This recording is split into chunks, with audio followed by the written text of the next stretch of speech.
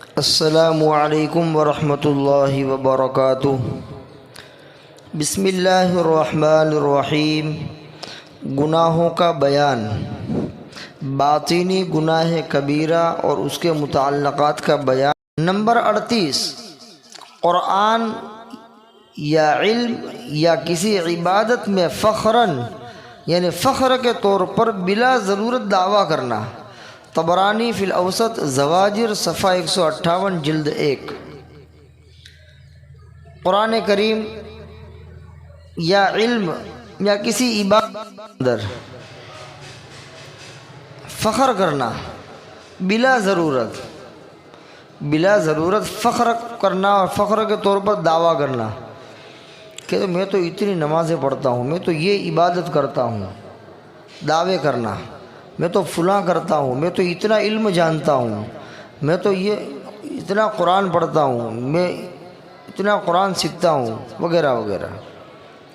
بلا ضرورت دعویٰ کرنا فخر کے طور پر، اپنے آپ کو بڑا سمجھنے کے لیے کہ میں کچھ ٹاپ چن ہوں، میں کوئی بڑا ہوں، کہ دیکھو میں روزانہ اتنی عبادت کرتا ہوں، اتنا علم حاصل کرتا ہوں، اتنا قرآن پڑھتا ہوں، اتنے فرامین قرآن کے اوپر عمل کرتا ہوں وغیرہ۔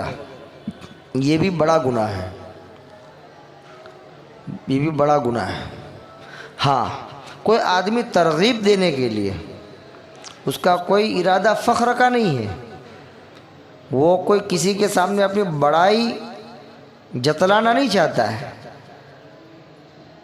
لیکن لوگوں کو ترغیب ہو تو وہ اس غرض سے بتلاتا ہے کہ آپ بھی نمازوں کا اس طرح اہتمام کرو، یا آپ بھی جو ہے اس قدر علم حاصل کرو، یا آپ بھی جو ہے قرآن اتنا پڑھو، قرآن کے احکام پر اس طرح عمل کرو جیسا کہ اللہ نے مجھے توفیق دی ہے، میں اتنا کر رہا ہوں، یہ اللہ کی توفیق سے ہو رہا ہے، یہ اللہ کی توفیق سے ہو رہا ہے، میں روزانہ اتنے پارے پڑھتا ہوں، میں روزانہ اتنا علم حاصل کرتا ہوں، میں روزانہ اتنی عبادت کرتا ہوں، تو تم بھی کرو۔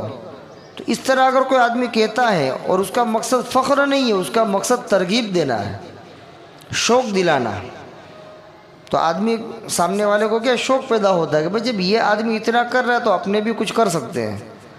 تو اس طرح اگر کوئی آدمی کہہ رہا ہے تو گناہ کی بات نہیں ہے، وہ تو ترغیبی چیز ہے۔ لیکن فخر اور بڑائی جتلانے کے لیے کہ تم تو کیا عبادت کرتے ہو، عبادت تو میں کرتا ہوں، اور اتنی عبادت کرتا ہوں، اتنی نفلیں پڑھتا ہوں، اتنی تسبیحات پڑھتا ہوں، اتنی تکبیر اولیٰ کی پابندی کرتا ہوں، اور اتنا وہ کرتا ہوں، اتنا فلاں کرتا ہوں، ایسا علم حاصل کرتا ہوں، ایسا بیان کرتا ہوں، ایسا وہ کرتا ہوں، ایسا قرآن پڑھتا ہوں، اتنے پارے پڑھتا ہوں وغیرہ وغیرہ۔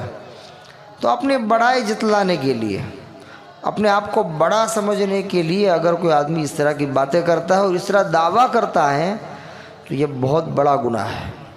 البتہ ترغیب کے طور پر اگر کوئی آدمی اپنا عمل بتلائے، یا تحدیث بالنعمت کے طور پر اگر کوئی آدمی اپنا عمل بتلائے تاکہ لوگوں کو شوق پیدا ہو، ترغیب پیدا ہو، تو یہ گناہ نہیں ہے۔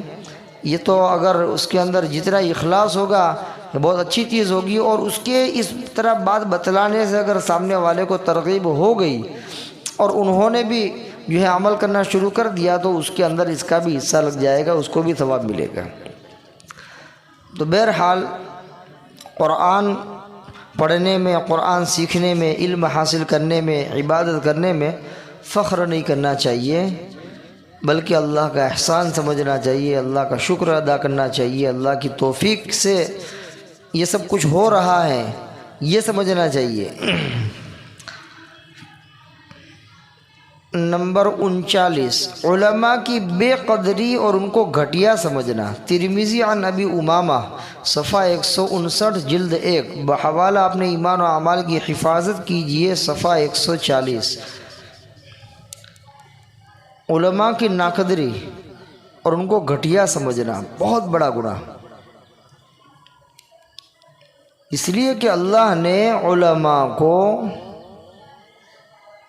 انبیاء کا وارث قرار دیا ہے۔ علماء انبیاء کے وارث ہیں، اور قرآن میں اللہ نے فرمایا انما یخشی اللہ من عبادہ العلماء، کہ بے شک اللہ تعالیٰ سے سب سے زیادہ ڈرنے والے اس کے بندوں میں سے علماء ہیں۔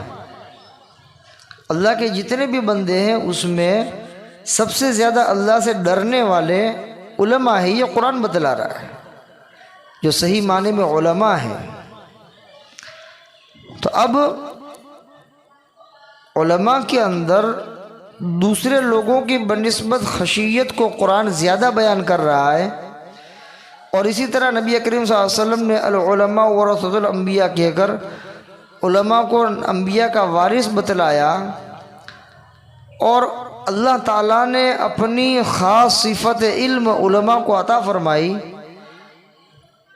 اب ایسے بابرکت لوگوں کو اور ایسے اللہ کے قریبی لوگوں کو گھٹیا سمجھنا اور ان کی ناقدری کرنا، ان کو برا بھلا کہنا، ان کو ستانا، ان کو پریشان کرنا، ان کے خلاف زبان درازی کرنا، ان کے خلاف پروپیگنڈے کرنا، ان کے خلاف پلاننگ کرنا، ان کو ستانا اور ان کو دبانے کی کوشش کرنا، یہ سب چیزیں گناہ کا کام ہے، اور ایسا گناہ ہے کہ اللہ تعالیٰ کبھی کبھی تو اس علماء کی ناقدری کی وجہ سے آدمی کا ایمان بھی سلب کر لیتا ہے۔ اگر کوئی آدمی علماء کے علم کی وجہ سے دشمنی رکھتا ہے کہ اس کے پاس علم ہے اس وجہ سے دشمنی رکھتا ہے اور اس کی ناقدری کرتا ہے، اس کو گھٹیا سمجھتا ہے، اس کو گھٹیا بنانے کی کوشش کرتا ہے، تو ایسے آدمی کے ایمان کا بھی خطرہ ہے، ایمان کے سلب ہو جانے کا خطرہ ہے۔ اس لیے علماء کی قدر کرنی چاہیے، ان کو گھٹیا نہیں سمجھنا چاہیے، یہ تو اللہ کے لوگ ہیں، یہ تو اللہ کے آدمی ہیں، اس کو برا سمجھ کر کے تم کیا کرو گے؟ نقصان تمہارا ہی ہوگا، علماء کا نقصان نہیں ہوگا۔ علماء کو تو اللہ تعالیٰ نے جو مرتبہ دیا ہے وہ باقی رہے گا۔ قرآن اور حدیث میں علم کی بنسبت علماء کا جو مقام بیان کیا ہے وہ تو ان کو مل کر رہے گا، اس مقام تک دوسرے لوگ نہیں پہنچ سکتے ہیں۔ لہذا آپ کوئی آدمی کسی عالم کی وقار کو گھٹانا چاہے، اس کی ناقدری کرے، تو خود اس کا ہی نقصان ہوگا، علماء کا کوئی نقصان نہیں ہوگا۔ اس لیے علماء کی قدر کرنی چاہیے۔ علماء نہ ہو تو لوگ جانوروں کی طرح زندگی گزارنے لگے۔ یہ علماء کی برکت ہے کہ آج چہار دانگ عالم کے اندر علم پھیلا ہوا ہے، عمل پھیلا ہوا ہے، لوگوں کے اندر نورانیت نظر آ رہی ہے، ہدایت پھیل رہی ہے، یہ علماء کی برکت ہے۔ علماء نہ ہو تو دنیا کے اندر جہالت پھیل جائے اور انسان جو ہے وہ جانوروں کی طرح زندگی گزارنے لگے، اس کے بعد کوئی طریقہ نہ ہو۔